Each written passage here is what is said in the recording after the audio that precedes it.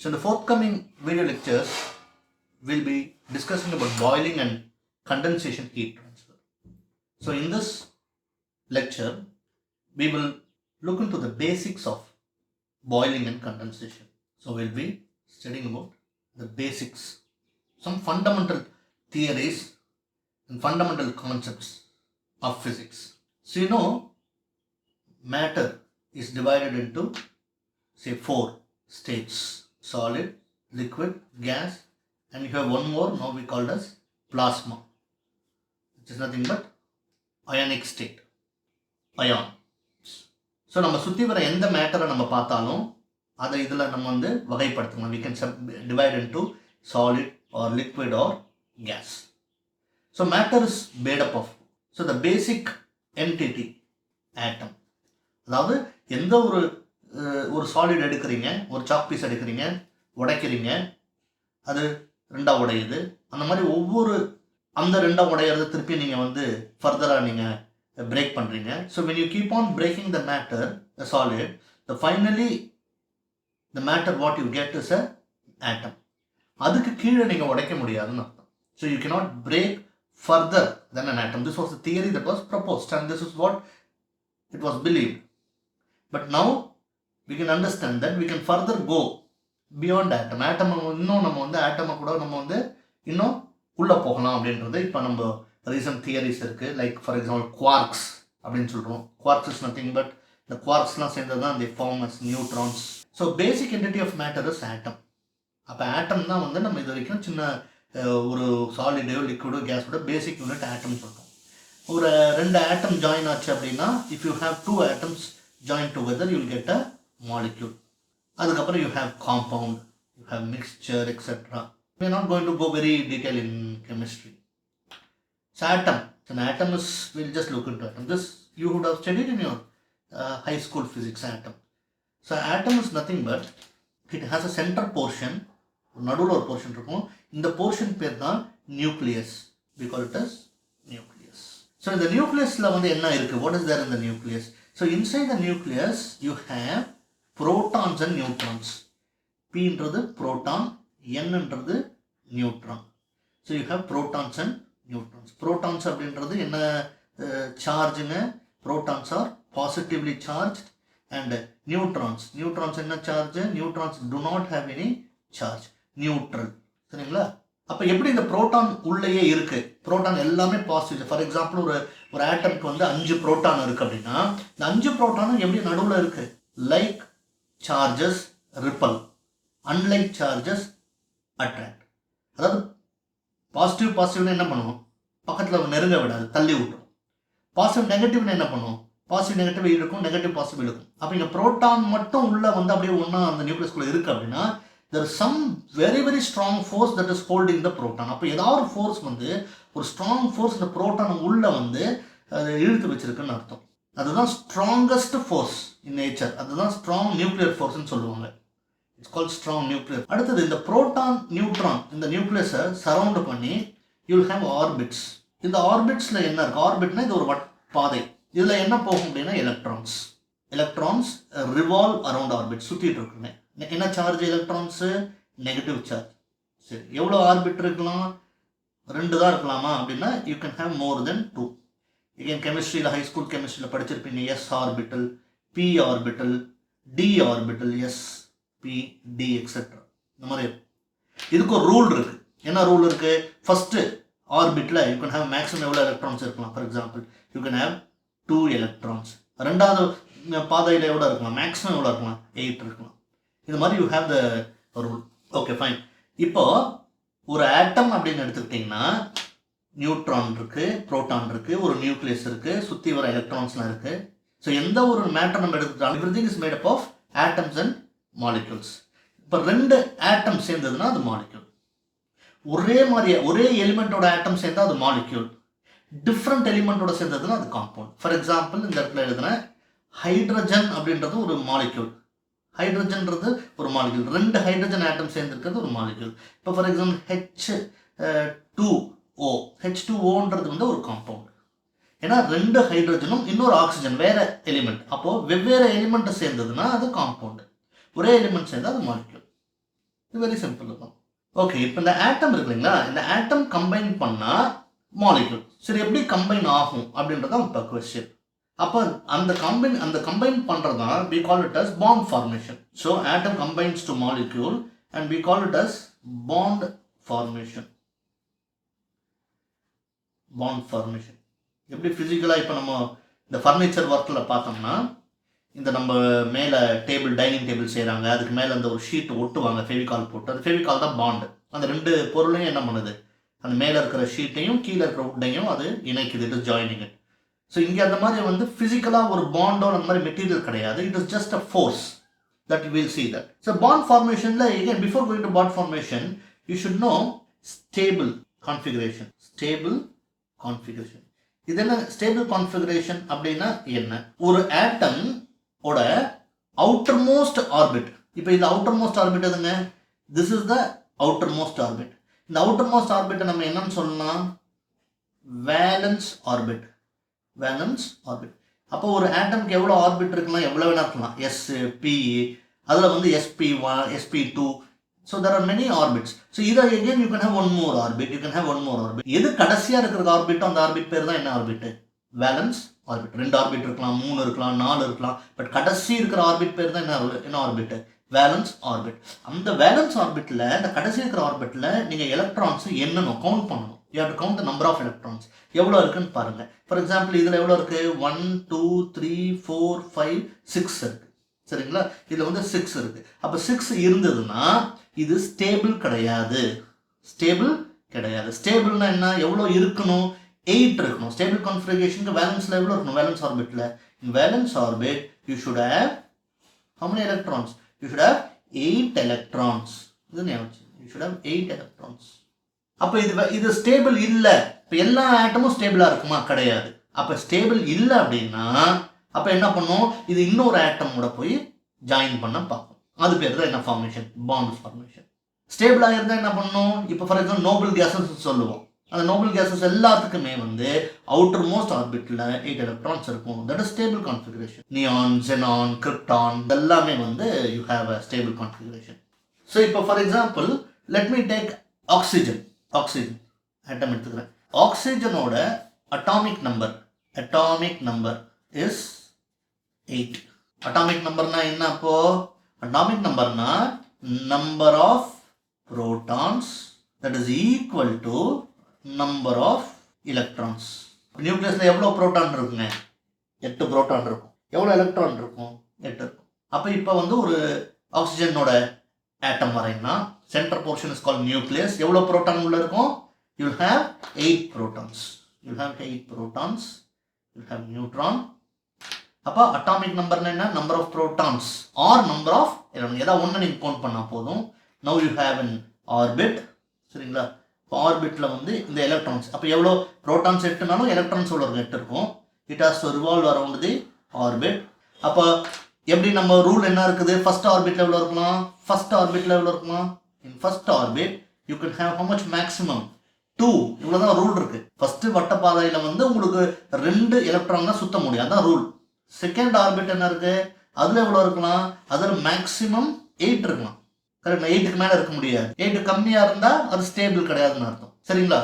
அதே மாதிரி தேர்ட் ஆர்பிட்ல எவ்வளோ இருக்கலாம்? தேர்ட் ஆர்பிட்ல வந்து you can have further 18 electrons. So இதுக்கு வந்து ஒரு ஃபார்முலா இருக்கு. 2 into n square. This is the formula. n-ன்றது வந்து என்னது? Number of shell. இதெல்லாம் ஞாபகம் வச்சுக்க தேவையில்லை. Just understand. n1 அப்படின்னு என்ன அர்த்தம்? First shell. n1 என்ன அர்த்தம்? n1 போடணும் ஃபர்ஸ்ட் ஷெல்லுக்கு. 1 போட்ட என்ன? 1 ஸ்கொயர் இஸ் 1. 2 into 1 is 2. வந்துருச்சுங்களா? அப்போ ரெண்டாவது second orbit number of shell, second shell. n என்ன போடணும்? 2. 2 square is 4. 4 into 2 is next. இன்னொரு ஆர்பிட் இருக்குன்னு வச்சுக்கலாம். தேர்ட் ஆர்பிட், தேர்ட் ஷெல்லுன்னு சொன்னோம். ஆர்பிட் தேர்ட் 3 போடுங்க. 3 என்னது? 3 square. 3 square 9. 9 into 2 18. So on. So this is the rule. So this இவ்வளோ தான் இருக்க முடியும். இப்போ ஆக்சிஜன் அட்டாமிக் நம்பர் எவ்வளவு? 8. சரிங்களா? இப்போ ஃபர்ஸ்ட் ஆர்பிட்ல எவ்வளோ பண்ணலாம்? 2. 2 இருக்கு. So first ஆர்பிட்ல 2. ரிமைனிங் எவ்வளோ இருக்கும்? செகண்ட் ஆர்பிட்டுக்கு 6. அவ்வளோதான். So I draw first orbit. It's having 2. I'll star போட்டுக்கிறேன். And second orbit is having 6. 1 2 3 4 5 6. இப்போ இது ஸ்டேபிள் கான்ஃபிகரேஷன் இருக்கா? வெளியில எவ்வளோ இருக்கு? 6 கிடையாது. அப்போ இது இன்னொன்னோட போய் ஜாயின் பண்ணும். இது பாண்ட் ஃபார்மேஷன். அந்த பாண்ட் ஃபார்மேஷன்ல என்னென்ன இருக்கு? கெமிஸ்ட்ரியில bond you have covalent bond, you have electrovalent bond or ionic bond, electrovalent or ionic bond. Covalent bond என்ன பண்ணும்? ஒரு ஆட்டம் இன்னொரு ஆட்டமோட சேரணும் அப்படின்னா ரெண்டுமே அதோட எலக்ட்ரானை பகிர்ந்துக்கும். they will share the electrons. இந்த எலக்ட்ரோவேலண்ட் பாண்ட் என்ன பண்ணும்னா ஒரு ஆட்டம் இன்னொரு ஆட்டம் சேரணும்னா இதுல இருக்கிற கொஞ்சம் எலக்ட்ரான்ஸ் அதுக்கு கொடுத்துரும், அது வாங்கி வச்சுக்கும். so that is transfer of electrons. So here in covalent bond you will have sharing of electrons. இங்கே வந்து என்ன இருக்கும்? transfer of electrons. For example, we'll take water as an example. Water அப்படின்னா என்ன ஃபார்முலா? molecular formula என்ன வாட்டருக்கு? water is nothing but H2O. Why 2 hydrogen atoms and 1 oxygen atom? Oxygen atom நமக்கு ஏற்கனவே தெரியும். oxygen atomல என்ன இருக்கு? oxygen atom is having 8 electrons. This is a proton, neutron. It's having 8 electrons revolving around the orbit. First orbit you are having 2 and second orbit you are having 6. So it is not a stable configuration. Upon the stable configuration, it has to join with some other one. If you have electron stable configuration, outermost orbit level, how much should we have? You should have 8 electrons. If you have actually 6. So this is first 1, 2, 1, 2, 3, 4, 5, 6. Got it? So 6 இன்னும் எவ்வளோ வேணும்? 2. அதனால என்ன பண்ணுது? ஹைட்ரஜனோட சேர்த்து atomic number of hydrogen எவ்வளோ? இது வந்து 1. இதுதான் ஃபர்ஸ்ட் எலிமெண்ட் பீரியாடிக் டேபிள் 1. அப்படின்னு என்ன அர்த்தம்? Atomic number 1. புரோட்டான் எவ்வளோ இருக்கும்? 1. எலக்ட்ரான் எவ்வளோ இருக்கும்? 1. ஒரே ஒரு எலக்ட்ரான் தான் இருக்கு. இப்போ இதுக்கு எவ்வளோ எலக்ட்ரான் தேவை? 2. அப்போ ஹைட்ரஜன் 1 சேர்ந்தா பத்தாது. இப்போ 2 சேரும். அப்போ ஹைட்ரஜன் வரையிலாங்களா? ஹைட்ரஜனுக்கு வந்து யூ ஹேவ் ஃபர்ஸ்ட் ஒரே ஒரு ஆர்பிட் இருக்கு. சென்டரில் வந்து you have the nucleus. again you have proton and you have 1 electron. ஒன்று தான் இருக்கு. ஆனால் இப்போ இது ஸ்டேபிளாக இருக்கா? கிடையாது. ஏன்னா ஃபர்ஸ்ட் ஆர்பிட்ல எவ்வளோ இருக்கணும்? ஃபர்ஸ்ட் ஆர்பிட்ல 2, செகண்ட் ஆர்பிட்ல இருக்கணும் 8. இப்போ ஸ்டேபிளாக கிடையாது, இதுவும் ஸ்டேபிள் கிடையாது. அப்போ நம்ம என்ன பண்ணுவோம்னு கேட்டிங்கன்னா இந்த ஹைட்ரஜன் இதோட ஒன்று ஷேர் பண்ணிக்கும். அப்போ ஒரு ஹைட்ரஜன் ஷேர் பண்ணால் என்ன ஆயிடுச்சு? இந்த அவுட்டர் மோஸ்ட் ஆர்பிட்ல 1, 2, 3, 4, 5, 6 இருக்கா? இதோட இது ஷேர் பண்ணுச்சுன்னா என்ன ஆயிரும்? 7. பத்தாது. இன்னொரு ஹைட்ரஜன் ஷேர் பண்ணுச்சுன்னா 8. எப்படி ஷேரிங் நடக்கும்? இங்கே பாருங்க, இது புரோட்டான் நியூக்ளியஸ் இருக்கு. Now you have this orbit. சரிங்களா? Now you have. அப்போ இந்த இது யாரோடது? இந்த ஹைட்ரஜனோடு. இப்போ எவ்வளோ வச்சு? 1, 2, 3, 4, 5, 6. இதோட ஷெல்ல கவுண்ட் பண்ணுங்க. இதோட ஷெல்ல கவுண்ட் பண்ண இருக்கு 1, 2, 3, 4, 5, 6, 7. இப்போ இதோட ஷெல்ல மட்டும் கவுண்ட் பண்ணுங்க. இதை கவுண்ட் பண்ண எவ்வளோ? 1, 2. இப்போ ஹைட்ரஜன் என்ன ஆயிடுச்சு? ஹைட்ரஜன் ஃபர்ஸ்ட் ஆர்பிட் எவ்வளோ இருக்கு? 2. ஹைட்ரஜனுக்கு ஓகே. ஆனால் ஆக்சிஜனுக்கு பத்தலை, இன்னொன்று வேணும். அப்போ என்ன ஆகும்? இன்னொரு இது போய் ஜாயின் பண்ணும். ஸோ இங்கே you have a proton. Similarly, you can see one more orbit of hydrogen. Hydrogen என்னங்க? ஒரு ஆர்பிட், அதுல இருக்கிற ஒரு எலக்ட்ரான் ஷேர் பண்ணிக்கிச்சு. பாத்தீங்களா? அப்ப இந்த எலக்ட்ரான் ஆக்சிஜனோட எலக்ட்ரான் ஹைட்ரஜனுக்கும் சேர்ந்துருச்சு, ஹைட்ரஜன் எலக்ட்ரான் ஆக்சிஜனுக்கும் சேர்ந்துருக்கு. தான் ஷேரிங். டிரான்ஸ்ஃபர்னா என்ன? இங்க இருக்கிற எலக்ட்ரான் கொடுத்துருணும், ஆனால் இங்கே கொடுக்கல. இது என்ன பாண்ட்? இது பேர் வந்து covalent bond. we call it as polar covalent bond. இதில் வந்து போலார் கோவலண்ட் பாண்ட். ஏன்னு கேட்டிங்க அப்படின்னா இந்த எலக்ட்ரான் இருக்கு இல்லைங்களா, இந்த ஆக்சிஜன் என்ன பண்ணுன்னா is more electro negativity then hydrogen அப்படின்வாங்க. அதாவது ஆக்சிஜன் என்ன பண்ணுன்னா அந்த எலக்ட்ரான் தன் பக்கத்தை இழுத்து வச்சுக்கும். ஏன்னா அது ரொம்ப பவர்ஃபுல், ரொம்ப ஸ்ட்ராங்கு. புரியுதுங்களா? அதே போல் இந்த ஹைட்ரஜனால ஷேர் பண்ணும், ஆனால் தன் பக்கத்தில் இழுத்து வச்சுக்க முடியாது எல்லா எலக்ட்ரானும். அந்த காரணத்தினால ஆக்சிஜனுக்கு வந்து எலக்ட்ரான் ஜாஸ்தியாக இருக்கிற மாதிரி இருக்கிறதுனால அதுக்கு நெகட்டிவ் சார்ஜ் வரும், இதுக்கு பாசிட்டிவ் சார்ஜ் ஒன்று வரும். And you have how many H's? You have 2H. This is 1 and this is. இப்போ என்ன ஆகும்? ஆக்சிஜனுக்கு நெகட்டிவ் சைட், ஏன்னா எல்லா இந்த ஷேர் பண்ண ஒரு எலக்ட்ரான் எந்த பக்கம் எடுத்து வச்சுக்கோம், ஆக்சிஜன் பக்கம் எடுத்து வச்சுக்கோங்க. It will pull the electron towards itself. அதோட பக்கம் இழுத்து வச்சுக்கிறதுனால அது மோர் நெகட்டிவ் தென் ஹைட்ரஜன். ஹைட்ரஜனுக்கு என்ன சார்ஜ் இருக்கும், positive. So this is called polar covalent bond. இப்போ இதுதான் bond formation. Now I have shown you the solid, liquid and gas, the arrangement of atoms or molecules. நம்ம ice எடுத்திருக்கோம். ஸோ இது H2O, each one is an H2O molecule. ஏன் இது சாலிடாக இருக்குது அப்படின்னா, இந்த மாலிக்யூல்ஸ் அங்கேயும் இங்கேயும் நகராது. It cannot move. பிகாஸ் ஒரு மாலிக்யூல் இன்னொரு மாலிக்யூல் இருக்கும், இந்த மாலிக்யூல் இந்த மாலிக்யூல் இருக்கும். அப்போ ரெண்டு மாலிக்யூலுக்குள்ள இருக்கிறது என்ன force, force of attraction. So ஆனால் ஒரு மாலிக்யூல் ஃபார்ம் ஆகணும் அப்படின்னு என்ன வேணும், ஃபார் எக்ஸாம்பிள் வாட்டர்னா it is H2 and O. So how is hydrogen and oxygen joined? It is by bond formation. How two water molecules are joined? Idu or H2O, I got one more H2O. How these two combine together?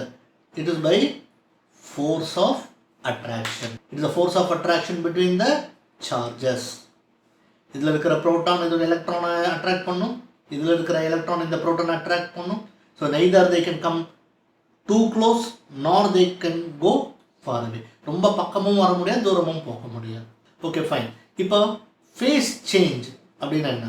Face change அப்படின்றது ஒரு solid லிக்விடாக மாறுறது face change, ஒரு liquid கேஸாக மாறுறது face change.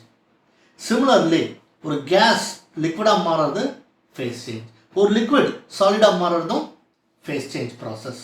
இதெல்லாமே you call it as phase change process. இந்த face change நடக்கணும் அப்படின்னு என்ன ஆகும்? ஐஸ் எக்ஸாம்பிள் எடுத்துங்க. ஃப்ரிட்ஜில் இருந்து ஒரு ஐஸை எடுத்து ஒரு க்யூப் ஆஃப் ஐஸ் நீங்கள் என்ன பண்ணுறீங்க, ஒரு ஃபியூ க்யூப்ஸ் ஆஃப் ஐஸை கொண்டு ஒரு வெசலில் வைங்க. இந்த மாதிரி you just keep it in vessel. ஒரு கொஞ்ச நேரம் கழிச்சு என்ன ஆகும்னு நினைக்கிறீங்க, கம்ப்ளீட் என்ன ஆகும், இந்த வெசல் ஃபுல்லாக, இந்த வெசல் ஃபுல்லாகவுமே கொஞ்ச நேரம் கழிச்சு it will become completely water. இந்த இடத்துல will have completely water. எப்படி நடந்தது? Ice at lower temperature, surrounding air at higher temperature, heat transfer occurred from higher temperature body, from air which is at higher temperature to ice which is at lower temperature. What happened? What transferred? Energy, heat energy. அப்போ இங்கேருந்து energy transfer, ஒரு ஆற்றல் இங்கேருந்து பரிமாற்றமா.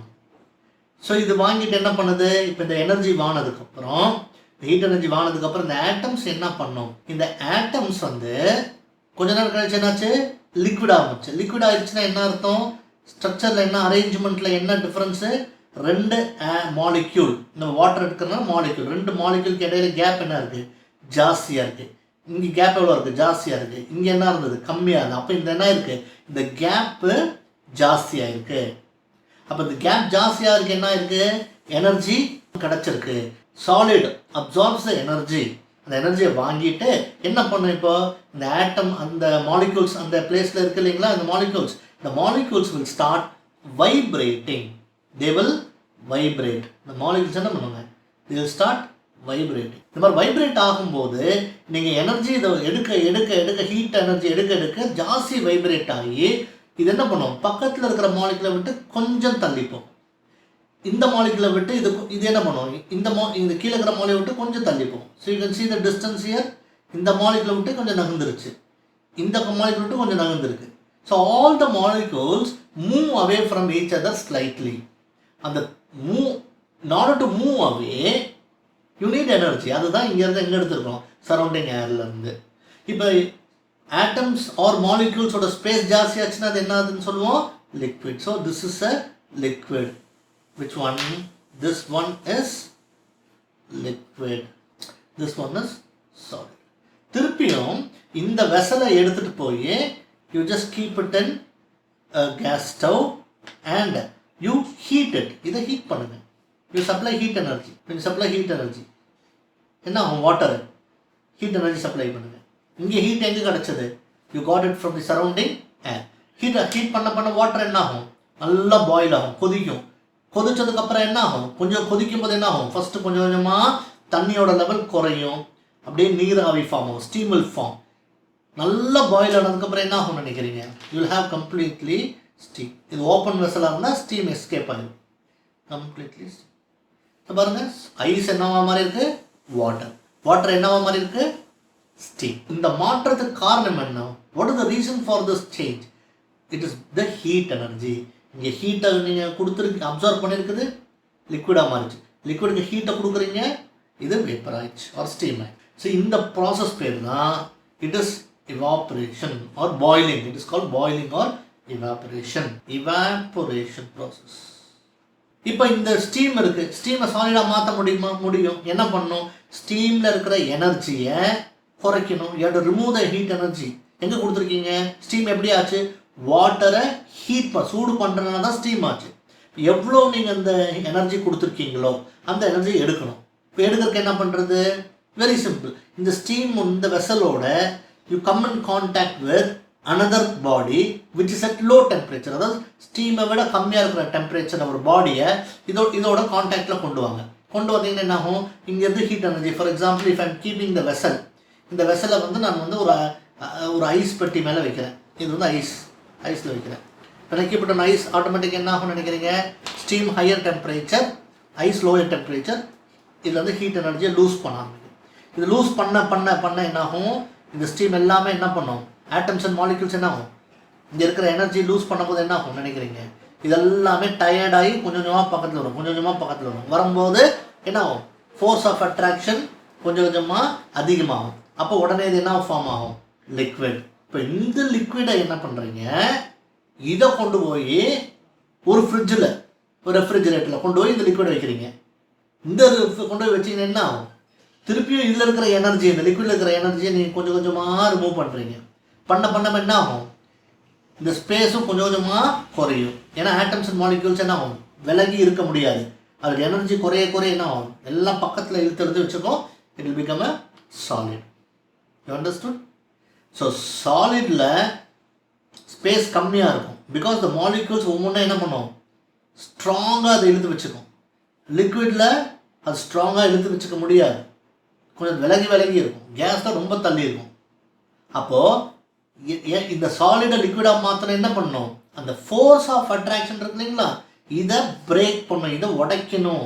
இந்த strong force of அட்ராக்ஷனை break பண்ணணும். அதுக்கு என்ன பண்ணணும்? நீங்கள் you have to supply heat energy. இப்போ ஐஸுக்கு ஹீட்டு கொடுக்க, ஐஸை இதே நீங்கள் என்ன பண்ணணும்? குயிக்காக மெல்ட் ஆனால் என்ன பண்ணணும்? ஐஸை கொண்டு போய் இந்த வெசலில் வச்சு ஒரு கேஸ் ஸ்டவ்வில் ஹீட் பண்ணுங்கள். கீழே இருந்து ஹீட்டை கொடுக்க என்ன சீக்கிரம் மெல்ட் ஆகும். கொடுக்கும்போது என்ன நடக்குது? Every molecule is getting the energy. It starts vibrating. பாருங்க, இந்த மாதிரி வைப்ரேட் ஆகி அது ஒன்றுலேருந்து ஒன்று விலகி போயிடும். விலகுச்சுனாலே அது என்னவா மாறுது? லிக்விடாக மாறுது. இந்த லிக்விடை திருப்பியும் ஹீட் பண்ணிங்க அப்படின்னா ஸ்டீமாக மாறுது. ஸ்டீமாக மாறும்போது இந்த ஆட்டம்ஸ் அண்ட் மாலிக்யூல்ஸ் பாருங்கள், இந்த மாலிக்யூல்ஸ் எங்கே இருக்குது? தனித்தனியாக. ஸோ இந்த ஒரு மாலிக்யூல் இதுதான் வச்சுங்க. For example, this is a, இது ஏ, இதுதான் ஏ. இங்கே இருக்கிற ஏ மாலிக்யூல் இந்த என்ன வச்சு? இதில் எனர்ஜி ரொம்ப ஜாஸ்தி. அதே ஏ இங்கே தான் ஏ இருக்குது. ஸோ இதை கம்பேர் பண்ணும்போது இது ஜாஸ்தி எனர்ஜி, இதை கம்பேர் பண்ண இதுக்கு சேம் மாலிக்யூல் தான். ஏன்னா ஒவ்வொரு டைமில் என்ன கொடுத்துருக்கோம்? நம்ம ஹீட்டை கொடுத்துருக்கோம். So gas will always have highest energy when compared to liquid. Liquid will have higher energy when compared to solid. So இருக்கிறதுலே எனர்ஜி எதில் ஜாஸ்தியாக இருக்கும்? எனர்ஜி ஃப்ளோ எப்படி இருக்கும்? Energy cos from gas, it's very high, liquid is little bit low, solid it is எதில் ஜாஸ்தி இருக்கும்? Case. இப்போ கேஸை நம்ம இதை சாலிடாக மாற்றணும். என்ன பண்ணணும்? ஸ்டீமை கூல் பண்ண இந்த ஆட்டம்ஸ் அண்ட் மாலிக்யூல்ஸ் என்ன பண்ணுறோம்? கூல் பண்ணுறோன்னு என்ன அர்த்தம்? அதோட எனர்ஜியை நம்ம கொஞ்சம் கொஞ்சமாக எடுக்கும்போது என்ன ஆகும்? டயர்ட் ஆயிரும், ஃப்ரீயாக சுத்த முடியாது, வேகமாக பக்கமாக வரும். பக்கமாக வந்துச்சுன்னா என்ன அர்த்தம்? அது லிக்விடுன்னு அர்த்தம். இப்போ லிக்விடையை கொண்டு போய் நீங்கள் என்ன பண்ணுறீங்க? அதுலேருந்து எனர்ஜி எடுக்க அந்த ஆட்டம்ஸ்லாம் அது வைப்ரேட் ஆகிறதால, இங்கே வைப்ரேட் ஆகிறதுனால தானே அது லிக்விடாக மாறிச்சு. அந்த வைப்ரேஷனும் குறைஞ்சு சுத்தமாக அதோட அது எனர்ஜி கம்மியாகி பக்கமாக ஒன்று இழுத்து பிடிச்சிக்கும். அப்போ பிடிக்கும் போது இந்த மாலிக்யூல் இதை விட்டு நகருக்கு வாய்ப்பு இல்லை. இதுலேருந்து தனியாக விலகி போக முடியாது, இதுலேருந்து விலக முடியாது. அது விலகணும். If it has to move away, it needs energy. So heat பண்ணீங்கன்னா ஒரு solid will get converted to liquid, a liquid will convert to gas. And if you cool, ஒரு gas will get converted to liquid, a liquid will get converted to a solid. இந்த process பேர் என்னதுங்க? Phase change process. This is called phase change process. So what are the parameters involved in phase change process? Okay, let me take a vessel. And I have say water in it. ஒரு vessel water எடுத்துட்டு you insert a thermometer. Okay. இப்போ என்ன temperature நார்மலா இருக்குங்க? Say for example, I will take the temperature as 30 degrees Celsius. இந்த thermometer எவ்வளோ காமிக்கும்? It will show some, say for example, 30 degrees Celsius. So water 30 degrees Celsius இருக்கு. இப்போ இந்த வாட்டர் நான் என்ன பண்ணுறேன்? இந்த வாட்டரை ஹீட் பண்ணுறேன். You start heating the water. Heat பண்ண நான் என்ன பண்ணுறேன்? I am giving heat energy. What will happen to the temperature? You can observe temperature will increase. Gradually increase ஆகும். எப்படி increase ஆகும்? 30 degreeலேருந்து it will go to 40 degrees. 40 degreesலேருந்து temperature என்ன ஆகும்? 50லேருந்து என்ன ஆகும்? 60, 70, 80, it will go 90 and it will reach 100 degrees Celsius. கரெக்டாக 100 நீங்கள் வரும்போது பார்த்தீங்கன்னா தெர்மாமீட்டரில் இங்கே இருக்கும் இந்த 100 degrees. It will reach here 100 degrees. 100 degreesல என்ன ஆகும்? அதுக்கு மேலே தெர்மாமீட்டரோட டெம்பரேச்சரு ஏறாது. The temperature will not rise. What will happen? இந்த வாட்டர் கம்ப்ளீட்டாக பாயில் ஆகும். கொதிக்க ஆரம்பிச்சிருங்க. Okay? It will completely boil. When heat energy is supplied, இங்கே பாட்டமில் இருக்கிற லேயர் என்ன ஆகும்? அந்த ஹீட் அப்சார்ப் பண்ணும். அப்சார்ப் பண்ணோன்னு என்ன ஆகும்? Any substance on heating will expand. இது என்ன ஆகும்? இது டென்சிட்டி குறைஞ்சிருங்க, அடர்த்தி குறைஞ்சிரும். Density will decrease. மேலே இருக்கிறது லெவலில் என்ன வாட்டர் இருக்குது? மேலே இருக்கிறது வந்து cold water. So here you have cold water. The cold water will come down. அப்போ கீழே இருந்து எது மேலே ஏறும்? The hot water will go up. What will go up? The hot water will go. மேலே வந்து சுடுதண்ணி போகும். ஏன்? Density is very very less. அடர்த்தி கம்மியாச்சுன்னா இது மேலே போகும். ஏன் அடர்த்தி கம்மியாகுது? Because I'm heating at the bottom. அப்போ தண்ணியை சூடு பண்ணும்போது கீழே இருக்கிற தண்ணி மேலே போகும். ஏன் போகுது? பிகாஸ் மேலே கோல்டு வாட்டர் வெயிட் ஜாஸ்தி, கீழே இறங்குது. திருப்பியும் ஹீட் பண்ணுறீங்க, இந்த கோல்டு வாட்டர் என்ன ஆகும்? சூடாகும். இது என்ன ஆகும்? சூடானோன்னா மேலே போகும். மேலே இருக்கிற கோல்டு வாட்டர் இது கம்ப்ளீட்டாக சர்க்குலேட் ஆகிட்டு இருக்கும். This is called natural convection. So இங்கே நடக்கிற ப்ராசஸ் வந்து convection. Heat transfer between solid and liquid. Solid எதுங்க இதில்? Solid is the vessel. Liquid is the water.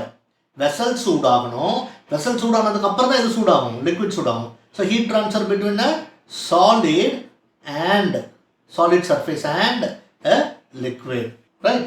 இப்போ இது கம்ப்ளீட்டாக இந்த சர்க்குலேஷன் நீங்கள் ஹீட் 30 டிகிரியில் எடுத்திருக்கீங்க, ஹீட் பண்ணுறீங்க. இந்த நேச்சுரல் கன்வெக்ஷன், இந்த ஃபினாமினா நடந்துக்கிட்டே இருக்கும். மேலே இருக்கிற தண்ணி கீழே இருக்கும், கீழே இருக்கிற தண்ணி மேலே போகும். கம்ப்ளீட்டாக சூடாகும்போது டெம்பரேச்சர் ரைஸ் ஆகிட்டு இருக்கா? இப்போ நீங்கள் கொடுக்குற இந்த ஹீட் எனர்ஜி கம்ப்ளீட்டாக, what ever heat energy you are giving, it is called a sensible heat. ஏன் சென்சிபிள் ஹீட்? என் தெர்மாமீட்டர் வச்சுருக்கேன், 30 டிகிரியில் ஸ்டார்ட் பண்ணேன், 100 டிகிரி மட்டும் இந்த டெம்பரேச்சர் ரைஸ் ஆகிறத காமிக்குது. ஸோ அதுக்கு நான் கொடுக்குற எனர்ஜி பேர் தான் என்னது? Sensible heat. இப்போ 100 வந்ததுக்கப்புறம் என்ன ஆகுது? இந்த ஹீட்டிங் ஸ்டாப் பண்ணலை, ஹீட் பண்ணுறீங்க. ஆனால் 100 டிகிரியில் என்ன ஆகுது?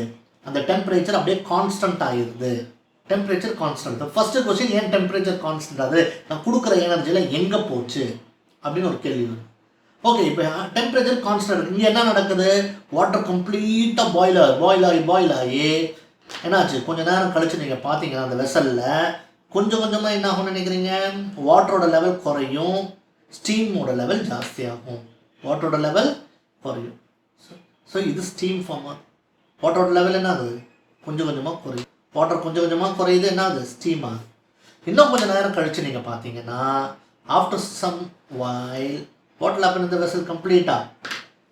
You will have completely only steam. அப்போ இந்த தெர்மாமீட்டர் வச்சோம் இல்லைங்களா, இந்த தெர்மாமீட்டர் நோட் பண்ணிகிட்டே இருக்கும்போது எப்படி இருக்குதுன்னு கேட்டிங்கன்னா, இந்த ப்ராசஸ் பாயில் ஆகும்போதும் இது என்ன டெம்பரேச்சர் காமிக்குது? 100 டிகிரி செல்சியஸ். ஸ்டீமாக மாறும்போது என்ன டெம்பரேச்சர் காமிக்குது? 100 டிகிரி செல்சியஸ். ஃபுல்லாக ஸ்டீம் ஆனதுக்கப்புறமா என்ன ஆகுது? என்ன டெம்பரேச்சரு? 100 degree Celsius. ஸோ அந்த டெம்பரேச்சர் எவ்வளோ காமிக்குது? 100 டிகிரி, 100 டிகிரிஸ், 100 டிகிரிஸ். அப்போது 100 டிகிரி வந்ததுக்கப்புறம் நீங்கள் ஹீட்டிங் ஸ்டாப் பண்ணியிருக்கீங்களா? கிடையாது. ஹீட் பண்ணிகிட்டே தான் இருக்கிறீங்க. டெம்பரேச்சர் என்ன இருக்குது? கான்ஸ்டண்ட்டாக இருக்குது. மாறிச்சா டெம்பரேச்சர்? மாறலை. ஏன் மாறலை? That will see. ஹீட் பண்ணிகிட்டே இருக்கேன், டெம்பரேச்சர் மாறலை. அந்த சமயத்தில் எப்போ 100 டிகிரி வந்ததுக்கப்புறம் நான் ஹீட் பண்ணணும், டெம்பரேச்சர் ரைஸ் ஆனால் நான் ஹீட் பண்ணிக்கிறேன், எனர்ஜி சப்ளை பண்ணுறேன். அந்த எனர்ஜி பேர் தான் latent heat, or it is called as hidden heat energy. நான் கொடுக்குற எனர்ஜி என்ன ஆகுது? இனிஷியலாக நான் கொடுக்கும்போது என்னாச்சு? 30 டிகிரியில் இருக்கும்போது நான் கொடுக்க ஒரு எனர்ஜியை சென்ஸ் பண்ண முடிஞ்சது. தெர்மாமீட்டர் வைக்கும்போது அந்த டெம்பரேச்சர் இன்க்ரீஸ் ஆகிறது காமிக்குது. ஏன்னா கைனடிக் தியரியில் படிச்சிருப்போம். கைனடிக் தியரியில் when you give heat energy, kinetic energy is nothing but equal to half mv square. So kinetic energy in kinetic theory of gases physics basic physics படிச்சிருப்பீங்க. 3/2 Boltzmann constant kb into T. So there's a relation in physics for kinetic energy and temperature. Kinetic energy எதோட kinetic energy? Kinetic energy of the atoms and molecules. Suppose ஒரு molecule எடுத்துக்கங்க, water H2O. If you take H2O, நீங்கள் energy கொடுக்க என்ன ஆகும்? What will happen? What will happen to the molecule? This will vibrate. So it will have vibrational energy. Then kinetic energy. அதுக்கப்புறம் என்ன பண்ணும்? This will spin, சுத்தம். This will rotate. So it will have what kind of energy? Rotational energy.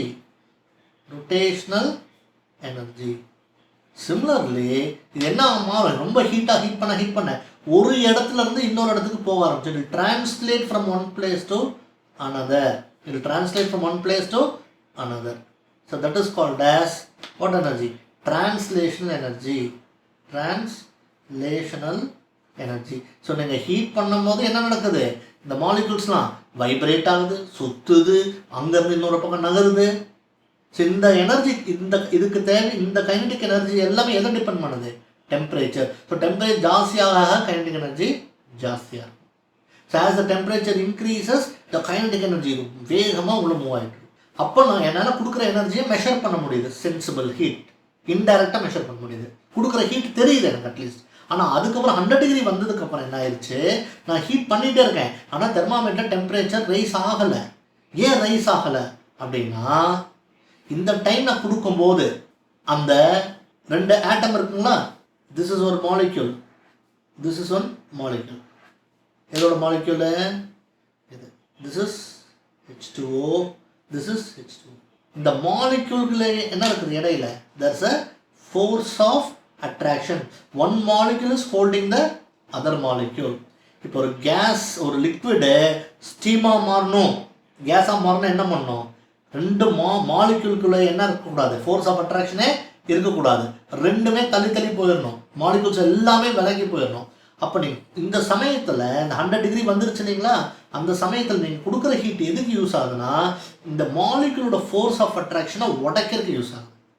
இது உடைச்சா தான் என்ன ஆகும்? அது பிரேக் ஆச்சுன்னா என்ன ஆகும்? ஒரு மாலிக்யூல் இங்கே இருக்குது, இன்னொரு மாலிக்யூல் வேறு எங்கேயோ போயிடும். It goes away from it. No both the molecules do not have any connection. இங்கே பாருங்கள், இங்கே ஃபுல்லாக என்னாச்சு? மாலிக்யூல்ஸில் இங்கே ஒரு மாலிக்யூல் இருக்குது, இங்கே ஒரு மாலிக்யூல் இருக்குது, இங்கே ஒன்று இருக்குது. there is no connection. So இந்த ஃபோர்ஸ் ஆஃப் அட்ராக்ஷனை பிரேக் பண்ணுற போது தான் இதை கொடுக்குற எனர்ஜியில் எதுக்கு போயிடுது? இந்த ஃபோர்ஸ் ஆஃப் அட்ராக்ஷன் பிரேக் பண்ணுறதுக்கு. அதனால தான் டெம்பரேச்சர் என்னன்னு தெரியுது, கான்ஸ்டன்ட். டெம்பரேச்சர் எப்போ நம்மளுக்கு அப்போ இங்கே ஏன் டெம்பரேச்சர் ஜாஸ்தியாச்சு? இந்த இடத்துல ஏன் டெம்பரேச்சர் ஜாஸ்தியாச்சுன்னா, இனிஷியலாக நான் கொடுக்கும்போது, இனிஷியலாக எனர்ஜி கொடுக்கும்போது இந்த ஆட்டம்ஸ் அண்ட் மாலிகூல்ஸ் வாங்கிட்டு வைப்ரேட் பண்ணிட்டு இருந்தது, ரொட்டேட் பண்ணிட்டு இருந்தது, டிரான்ஸ்லேட் பண்ணிட்டு, அதுக்கு எனர்ஜி தேவையில்லைங்களா? அதெல்லாம் வாங்கிட்டு இருந்தது. அப்போ கைனடிக் எனர்ஜி ஆச்சு, ஜாஸ்தியாச்சு. அப்போ கைனடிக் எனர்ஜி ஜாஸ்தியாகும் என்ன நம்மளுக்கு தெரியும்? எப்படி? டெம்பரேச்சர் ஜாஸ்தியாகும். Temperature is a measure of kinetic energy. அப்போ டெம்பரேச்சர் ஜாஸ்தியாகுதுன்னா அந்த கைனடிக் எனர்ஜி. ஒன்ஸ் நல்ல கைனடிக் எனர்ஜி கிடச்சி, நல்ல எனர்ஜி கிடச்சதுக்கப்புறம் கரெக்டாக அந்த 100 டிகிரி, ஏன் 100 டிகிரின்றது தட் வில் சி. கரெக்டாக 100 டிகிரி வந்ததுக்கப்புறம் என்ன ஆகுது? இப்போ எல்லாமே அந்த மாலிக்யூல்ஸ் ஒன்றுக்கு ஒன்று விலகி போக ஆரம்பிச்சிருது. அப்போ நான் கொடுக்குற எனர்ஜி எதுக்கு போகுது? மாலிக்யூல் எடுத்துக்கிறது இல்லை, அந்த கொடுக்குற எனர்ஜி வந்து அந்த ஃபோர்ஸ் ஆஃப் அட்ராக்ஷன் உடைக்கணும் இல்லைங்களா, இது உடைக்கிறதுக்கு யூஸ் ஆகுது. அதனால தான் டெம்பரேச்சர் கான்ஸ்டண்ட்டாக இருக்குது. அப்போது ஒரு லிக்விடை வந்து 30 டிகிரிலேருந்து நான் பாயில் பண்ணுறேன், ஹீட் பண்ணுறேன், 100 டிகிரி வந்துருச்சு. இப்போ 100 டிகிரி கான்ஸ்டண்ட்டாக இருக்குதுன்னா அதுதான் boiling point. That's called as boiling point. So I can say the water boils at 100 degree Celsius. அப்போ 100 டிகிரியில் தான் என்ன ஆகுது? கம்ப்ளீட் வாட்டர் என்னவா மாதிரி இருக்குது? இந்த இடத்துல ஸ்டீமாக மாறி இருக்குது. என்னவா மாதிரி இருக்குது? ஸ்டீமா. எப்போ வந்தவுடனே கரெக்டாக அந்த பாயிலிங் பாயிண்ட் வந்தவொடனே தான் மாறி. 30 டிகிரிலேருந்து ஸ்டீம் மாறல, அந்த பாயிலிங் பாயிண்ட் வந்தவொடனே தான் மாறி இருக்கு. அப்போ பாயிலிங் பாயிண்ட் வந்தவொடனே கம்ப்ளீட்டாக மாறி இருக்கு. டெம்பரேச்சர் என்னவா இருக்குது? கம்ப்ளீட்டாக கான்ஸ்டண்ட்டாக இருக்குது. அப்போது ஒரு லிக்விட் என்னவா மாறுது? கம்ப்ளீட்டாக வேப்பராக கேஸாக மாறணும்னா அப்போ அந்த ப்ராசஸில் என்னவா இருக்கும்? Temperature will remain constant. எந்த சமயத்தில்? கரெக்டாக அது பாயிலிங் பாயிண்ட் வந்ததுக்கப்புறம். பாயிலிங் பாயிண்ட் வரக்கு முன்னாடி டெம்பரேச்சர் என்ன ஆகுது? இன்க்ரீஸ் ஆகும். ஸோ பாயிலிங் பாயிண்ட் வரக்கு முன்னாடி இது என்னவா இருக்குது? லிக்விடாக இருக்குது. பாயிலிங் பாயிண்ட் வந்ததுக்கப்புறம் என்ன ஆகுது? கொஞ்சம் கொஞ்சமாக லிக்விட் வேப்பர் மாறுது. So phase change process. So liquid கேஸாக மாறும்போது எப்போ? இந்த ஃபேஸ் மாறும்போது during phase change. Phase change என்ன இருக்குது? Temperature constant. ஃபேஸ் சேஞ்சுக்கு முன்னாடி டெம்பரேச்சர் என்ன ஆச்சுங்க? இன்க்ரீஸ் ஆச்சு. ஸோ இது ரெண்டும் உங்களுக்கு புரிஞ்சதுனாலே then we can go to the next session. You understand? So I'll just recall this again. ஒரு take some water in a vessel, put a thermometer, insert a thermometer, take the water 30 degrees Celsius, heat பண்ணுங்க. 30 degrees Celsius temperature increase ஆகிட்டே வரும். it will come to 100 degrees Celsius. 100 degrees Celsiusக்கு அப்புறம் இந்த water ஃபுல்லாக சூடாயிரும், அந்த temperature rice ஆகாது. அப்படின்னு என்ன அர்த்தம்னா இப்போ பாயிலிங் பாயிண்ட் ரீச் ஆயிடுச்சு.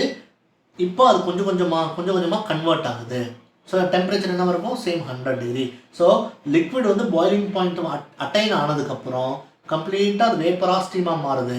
அந்த சமயத்தில் டெம்பரேச்சர் ஃபுல்லாகவே கான்ஸ்டன்ட். அப்போ கொடுக்குற எனர்ஜி எங்கே போகுது? ஃபோர்ஸ் ஆஃப் அட்ராக்ஷனை பிரேக் பண்ணுறதுக்கு போகுது. இதே தான் ரிவர்ஸில்.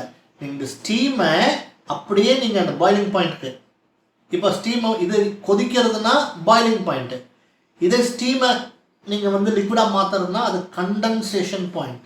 CP, it is called as condensation point. B P is boiling point,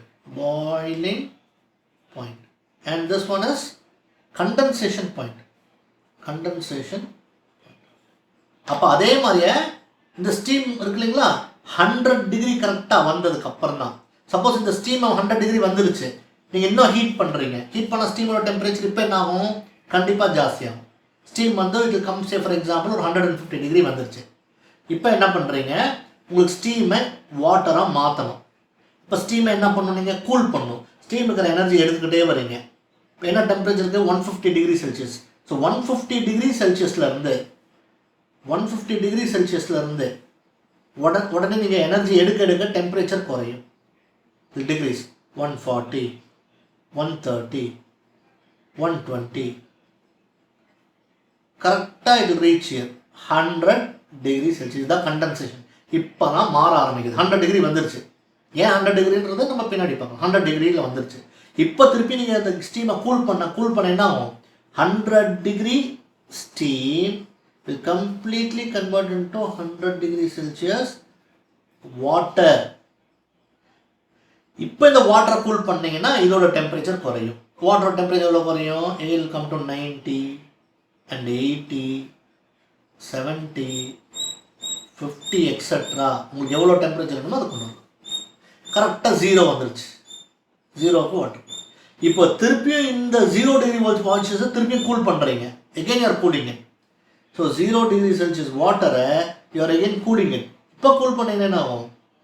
This will become 0 degree Celsius ice.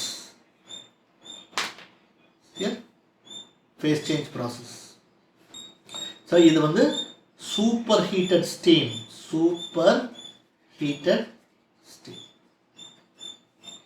So the steam 100 டிகிரியில் ஸ்டீம் ஃபார்ம் ஆனதுக்கப்புறம் திருப்பியும் ஸ்டீமை ஹீட் பண்ணிகிட்டே இருக்கீங்க. ஒரு க்ளோஸ்ட் வெசலில் பண்ணிங்கன்னா டெம்பரேச்சர் ஜாஸ்தி ஆகும். அந்த ஸ்டீம் எடுத்து கூல் பண்ண டெம்பரேச்சர் கொஞ்சம் கொஞ்சமாக குறையும். சென்சிபிள் ஹீட் குறைஞ்சதுக்கு அப்புறம் 100 டிகிரி வருது. 100 டிகிரி வந்த உடனே steam is now ready to convert into liquid. So steam என்னவா மாறுது, வாட்டராக மாறுது. டெம்பரேச்சர் என்ன பாருங்க, கான்ஸ்டன்ட். அப்போ இது என்ன process, phase change. What process it, phase change. இப்போ வாட்டர் 100 டிகிரி செல்சியஸ் ஆயிடுச்சு, இங்கே ஃபுல்லாக பாயில் ஆகுது, வாட்டர் பாயில் ஆகுது. கூல் பண்ணுறீங்க, temperature degrees 90, 80, 70, 50 etcetera come to 0 degree. 0 degree வந்துருச்சு வாட்டர். இந்த வாட்டர் திருப்பியும் கூல் பண்ணுறீங்க, கூல் பண்ண என்ன ஆகும், வாட்டர் கரெக்டாக 0 டிகிரியில் 0 டிகிரி வந்ததுக்கப்புறம் எப்படிங்க 100 டிகிரி வந்ததுன்னா ஸ்டீமாக மாறுது. 100 டிகிரி ஸ்டீம் கூல் பண்ணும்போது என்னவா மாறுது, 100 டிகிரி வாட்டர். அதே மாதிரியே 0 டிகிரி செல்சியஸ் வாட்டர் வந்தவொடனே கூல் பண்ணோன்னு என்னவா மாறும், 0 டிகிரி செல்சியஸ் ஐஸ். அப்போ இது என்ன ப்ராசஸ், ஃபேஸ் சேஞ்ச். இங்கே என்ன மாறுது, லிக்விட். இந்த இடத்துல liquid is converted into solid. இங்கே என்ன மாறுது, gas is converted into a liquid. பாருங்க, ரெண்டு ஃபேஸ் சேஞ்ச். ஃபேஸ் சேஞ்ச்னா என்னது, சாலிட் லிக்விடாக மாற்றுறது, அல்ல லிக்விட் சாலிடாக மாறுது. கேஸ் லிக்விடாக மாறுது, இல்லை லிக்விட் கேஸாக மாறுது. ஹீட் பண்ணிங்கன்னா solid will change into liquid, liquid will change into gas. If you cool, gas will change into liquid, liquid will change into solid. So during phase change process, what you have to remember, temperature is constant. Temperature is constant.